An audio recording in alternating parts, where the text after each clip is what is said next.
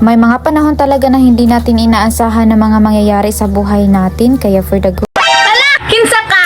Hello people! Sa videong ito, isi-share ko sa inyo ang mga nangyari sa buhay ko sa panahong ito. January 13, naisipan ko na talagang magpa-check up. Dahil hindi na talaga ako tinatantanan ng pagyaw-yaw-yaw ng ating banana. Hindi kasi talaga muna sana ako magpapa-check up mga people dahil nawala-wala naman din kasi yung sakit. Kaso nga, nadadala ako sa mga comments ninyo at sabi ng aking banana na baka grumabi ba. Sa aking pagpa-check up mga people, may request po ang doktor. At lalong nangihina din talaga ako mga people dahil sa mga price ng request na iri. Apat kasi ang ni-request dito mga people, ang aking urinary at ang aking dugo at ang aking kidney at appendix. Kaya naman kasi ayaw ko magpa-check up mga people dahil natatakot talaga ako sa magiging resulta. Hala. Dahil nga pasaway tayo, aagoy for the go. At ang clip naman na ito mga people, ito yung araw na aking UTZ. Tapos na nga ako nitong natignan mga people. Hindi ko lang nakuha ng mga video dahil nahihiya man ang person. Habang in-ultrasound nga ako people, sinabi na nag-ultrasound sa akin kung anong meron. Dahil kinabukasan pa makukuha ang resulta pero ngayon naluluha-luha na talaga. At sa aking pag-uwi, imbis magpahinga ako or what, magmukmuk ba dyan? Ay nako, hindi ako nagpapadala be. Dahil strong tayo. Kung nakikita niyo ang daming ukay-ukay, maraming kalat, I'll go. Para mas malakas na lang siguro yung ating mga katawan or di kaya mawawala din yung mga negative na iniisip natin. Naaliw-aliw ko na lang talaga ang sarili ko dito mga people kahit may iniinda tayong for the go. Hindi ko naman kasi kayang tingnan yung mga ganitong pakalat-kalat na mga ay anak ko. Pwede nga lang mga people kung hindi pa rin makikinig ang mga tao dito, ipanglabay ko ni tanan. Uy,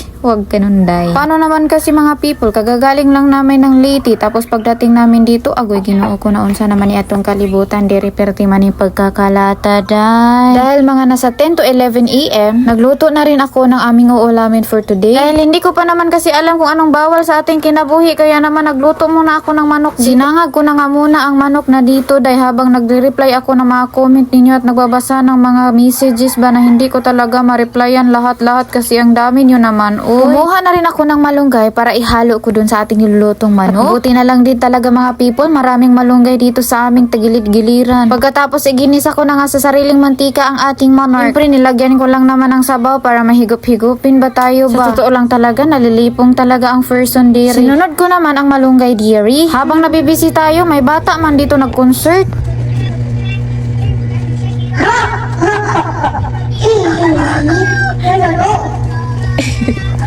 Kahit pa paano mga people, nababas-bawasan di talaga yung mga pagka-negatibo natin dahil sa anak ko. Natatawa ako sa sarili ko dito mga people dahil tinikman ko pa talaga yung sabaw, hindi ko naman yan tinimplahan bi. Napatthumbs up pa talaga. The last recipe is the malunggay. Hinayaan ko na nga lang muna ng ilang minuto para makulo. Hindi nga maiiwasan na siya talaga ay tutulo. At tinikman ko pa talaga dito ng dapalawang bisis bi. And yes, proud na proud siya sa naluto niya.